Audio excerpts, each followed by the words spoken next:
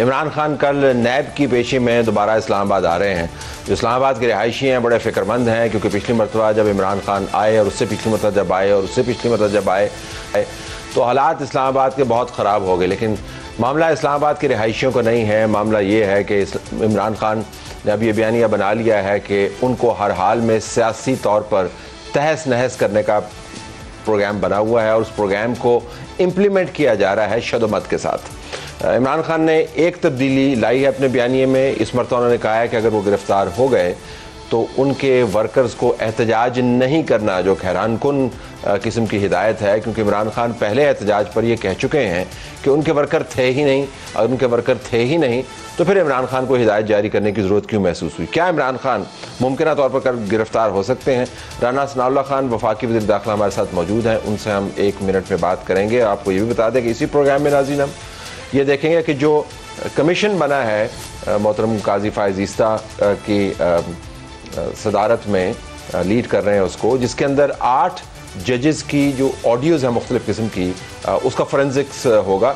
Commission ने किसी को सज़ा नहीं देनी है, कमीशन ने हक़ाइक़ तय करने हैं।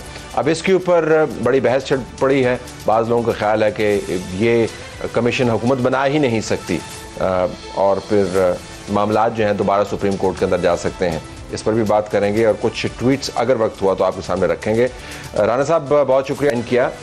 इमरान खान कल दोबारा इस्लामाबाद आ रहे हैं, तो पहले तो ये बता दें कि इस्लामाबाद में उनकी आमद पर तैयारियां क्या हैं, मतलब क्या होगा कल इस्लामाबाद में? जी, उनकी आमद पर जो है वो सिक्योरिटी अरेंजमेंट्स जो हैं वो पूरी तरह से जो है वो बीफ अप किए गए हैं और वो इससे पहले भी किए जाते रहे हैं। बाकी वो नैब में और जो दीगर कोर्ट्स जहाँ पे उनकी मुख्तलिफ़ केसों की सुनवाई है तो वहाँ पे उनको पेश होना चाहिए। आलमोस्ट सभी केसों में उनको बेल जो है वो मिली हुई है और उसके मुताबिक जो मुतल्लका अदारे हैं जिनके पास उन केसेस की इन्वेस्टिगेशन है तो वो उसके मुताबिक जो है वो प्रोसीड करेंगे।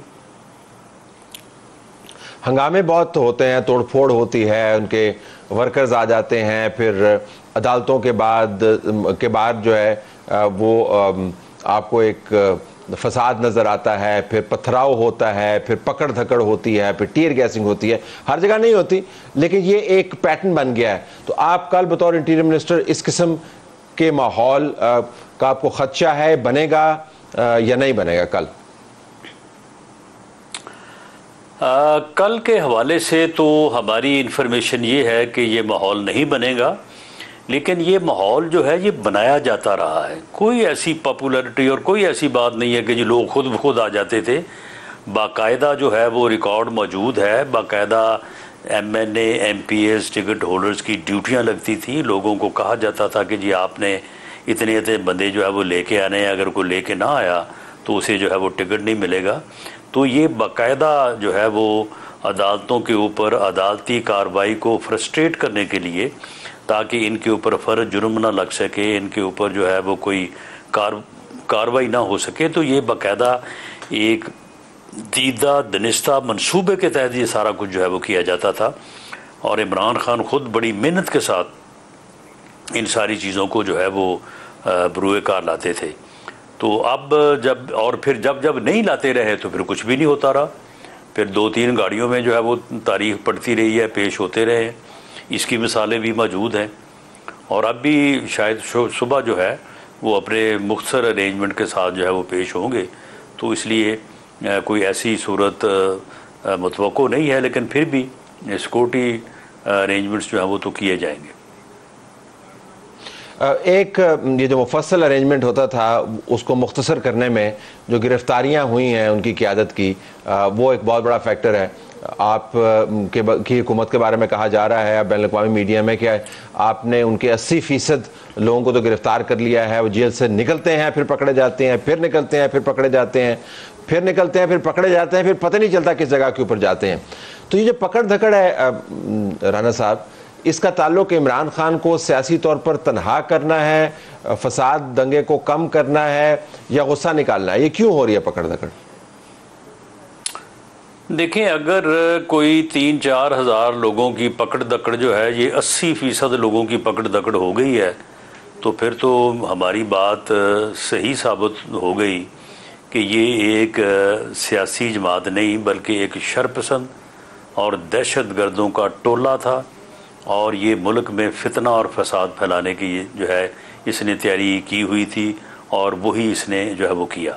अब इसने जो 9 मई को और 10 मई को जो किया, और उसमें ये इतनी ही तादाद थी लोगों की जो लोग वहाँ पे मुलव्वस थे, तो उन लोगों को जिन्होंने ये जुर्म का इर्तिकाब किया कि उन्होंने दफाई तनसीबात के ऊपर हमले किए, बाज़ ऐसी जगह जहाँ जो कि पाकिस्तान का फ़ख्र है और ऐसी निशानियाँ थीं कि जिसके ऊपर पूरी कौम का प्राइड है, वहाँ पे उनको जो है वो आग लगाई, शोहदा की जो है वो यादगारों की बेहुरमती की, घरों को आग लगाई, जना हाउस और दीगर जगहों पे जो है वो जाके लूट मार भी की और आग भी लगाई।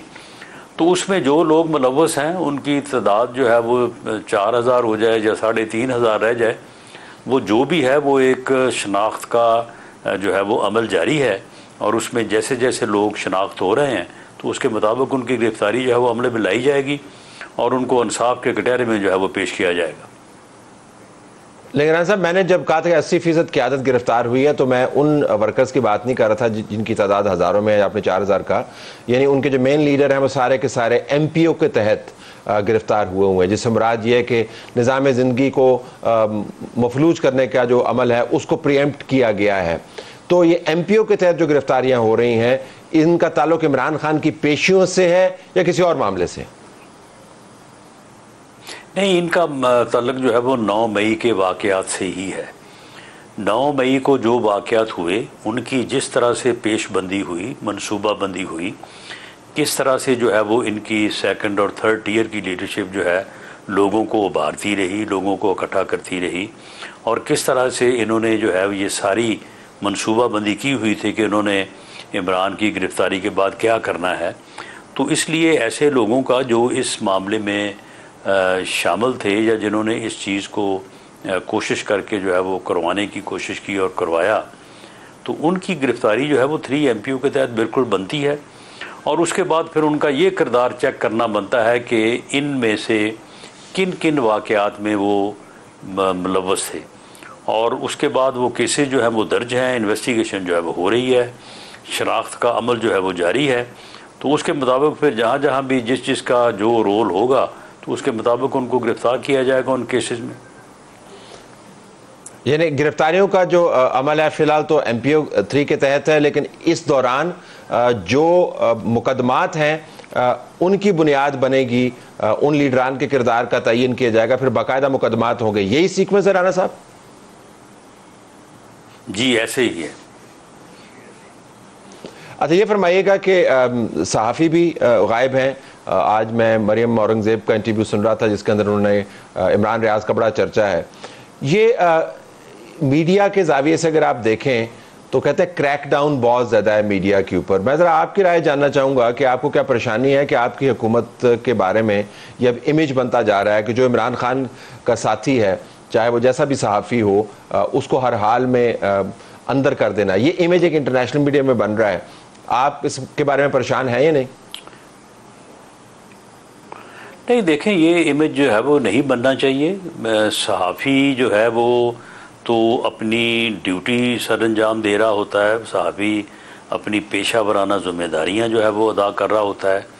अगर एक आदमी जो है वो अपनी इस पोजीशन से आगे जाके वो जथेबंदी करे, पेशबंदी करे, मनसूबाबंदी करे, लोगों को उभारे और एक ऐसा बयानिया जो कि एक सियासी बयानिया है उसका वो हिस्सा बने, तो फिर वो सहाफ़ी तो नहीं रहता, फिर तो वो एक उस जमात का या उस जथे का जो है वो रुकन होता है। तो अगर किसी ने ये किरदार अपनाया है तो उसे फिर उस किरदार के मुताबिक जो है वो जो भी लीगल कॉन्सिक्वेंसेस है वो उनको फेस करना पड़ेगा। और अगर कोई वहाँ पे अपनी सहाफ़ती ज़िम्मेदारियाँ पूरी कर रहा था, भले वो जना हाउस के अंदर के मनाजर हों या बाहर के हों, तो उसको तो बिल्कुल जो है वो किसी भी तरह से मुलव्वस नहीं किया जा सकता, ना किया जाना चाहिए। और अगर किसी के ख़िलाफ़ कोई ऐसी कार्रवाई हो रही है या गलतफहमी की बुनियाद पे जो है वो उसे पकड़ा गया है कि वो शायद उस मॉब का हिस्सा था जबकि वो अपनी पेशा वराना जिम्मेदारियाँ पूरी कर रहा था।